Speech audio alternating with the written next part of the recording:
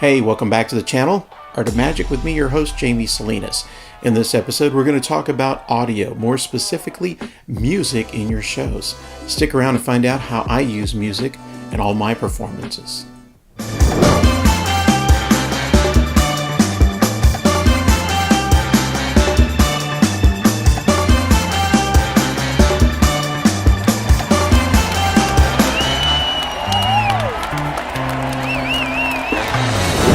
Welcome back to the channel. In this episode, we're going to be talking about music in your shows. How do I use it, and maybe how you use it. One of the things I do quite often is children's birthday magic shows. And this is a little item that I carry with me to all my living room birthday party shows. What's inside this case is, of course,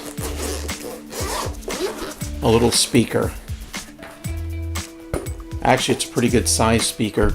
This one specifically is the JBL Charge 4. The charge meaning there is a panel in the back. You can open it up and you can use it to charge your devices. It has a USB connection. But this sounds really, really good in living room shows. I put this up on the mantle behind me, and then I turn it on. It syncs with my phone using Bluetooth. We're using a Bluetooth connection, and I'm personally using an app called Best Boy. There's all kinds of apps, a go button, show cues, all kinds of options you can use. So simply on your table is your phone, and you control all your own music cues. Again, this is very loud, very portable. It does charge, it has a built-in rechargeable battery. So with this, I can perform shows all day long and outside. Now, speaking of how or what type of music I use, in the beginning of my show, when I'm setting things up, I'm setting up my table, getting my equipment ready, I like to play a selection of Kids Bop music. It's basically modern day songs that are sung for children. Lyrics of sometimes are cleaned up to be more family friendly, and this way the kids get all hyped up. It's songs that they know, and a lot of times they're actually singing and dancing before the show begins. Puts them in a really, really great mood. So now I've gotten that excitement. Everybody's ready to see the show. I have on my phone a pre-programmed introduction, drum roll, music intro, all that fun stuff. I get volunteers from the audience, play some music. It's piped through this small little speaker. So it's a great way to add a little extra production to your show with really not carrying a whole lot. It's a nice little fun-sized speaker. Now, are you using music in your show? Why not? If you're not, you really should add music. Just like this production here on this video, I'm using music to enhance the production value of these videos. Nice little intro music. We have music at the end. That kind of thing. So it kind of gets you familiar with what's going on and gets you in that good mood vibe. I also use these in my adult shows. In a small show, about 60 to 80 people, this small little speaker can handle that size of a room. Now, JBL is not the only company who makes these speakers. There are other companies, and I'm sure some of you have some of the other brands. But anyway, this is what I've gone with. Now let's talk about big shows, so your stand-up variety, your corporate events. These are type of shows when you're performing for 50, 100, 200 people. This is where you're going to need bigger and louder sound system, a PA system. Library shows, corporate after-dinner banquets, you definitely want to be heard. And again, I highly recommend using music in your performances. So as I've gotten older, I've scaled my show down a little smaller, and I've gotten rid of my larger sound systems. Now, a good friend of mine, Kurt Miller, very good, talented stage magician, he puts in his contracts that if he has a certain size group, that they are required to provide the sound system. And I was used to providing my own. So once you get to a certain size group, they're probably going to have a sound system already. But if you put that in your contract as part of your right or part of your requirements that you have to have this sound system, they're going to do it. And I'm surprised. It's fantastic. You tell them the requirements, how many inputs will you need for your music, for your microphone.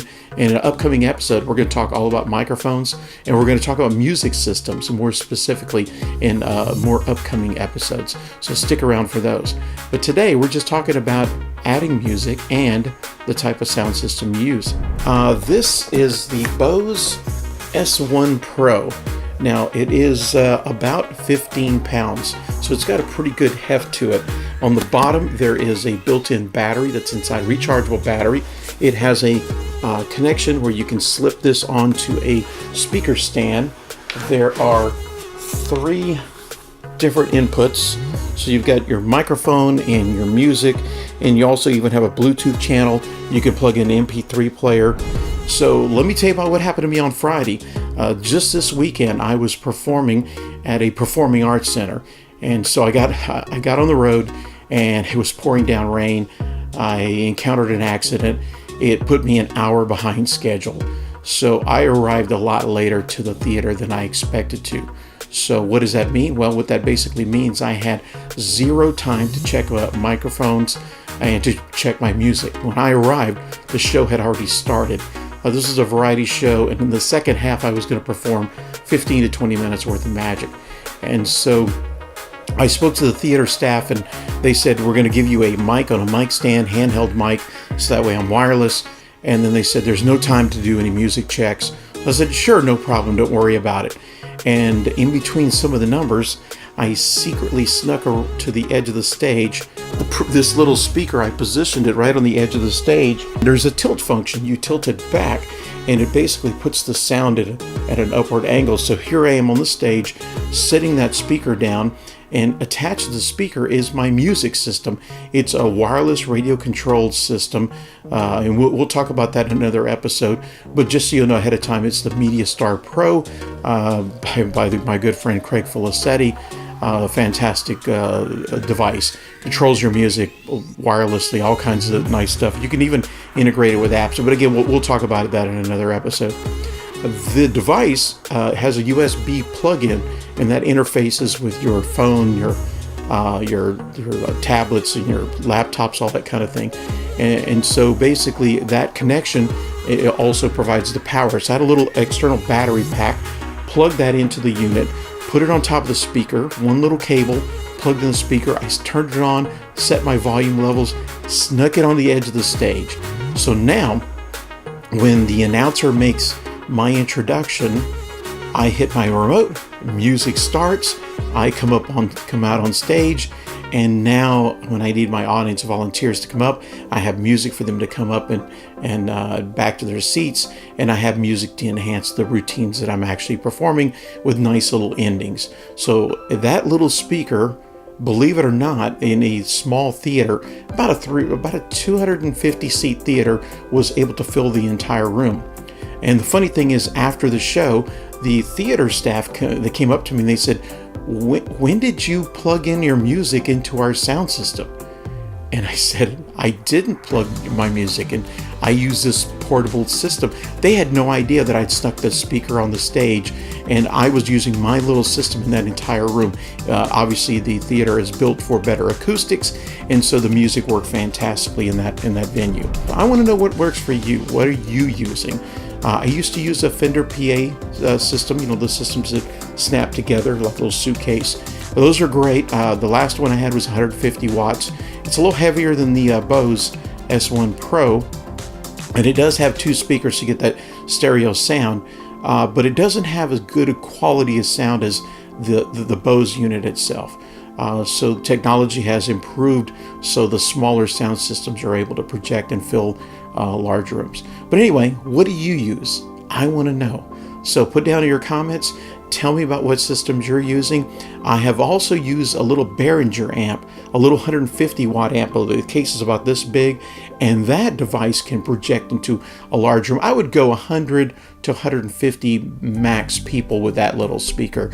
Now it's not battery operated, and it doesn't have the same quality of sound as the Bose, but you get a lot of punch for a fairly inexpensive smaller speaker. I think that one retails for a little less than $200. Now the Bose that I showed you that I just bought, that retails for $600. That's a big investment, but when you're working with portability, you're carrying equipment in, and you want to be able to project that sound into a larger room. To me, this was the way to go. So anyway, I hope you enjoyed this week's episode, and hopefully this information is good for you. And again, leave me a comment. I want to know what you are using and what systems have you used in the past. Now, in last week's episode, we were running a little behind. I missed it by a day, and we were talking about show me the money, how I handle tips.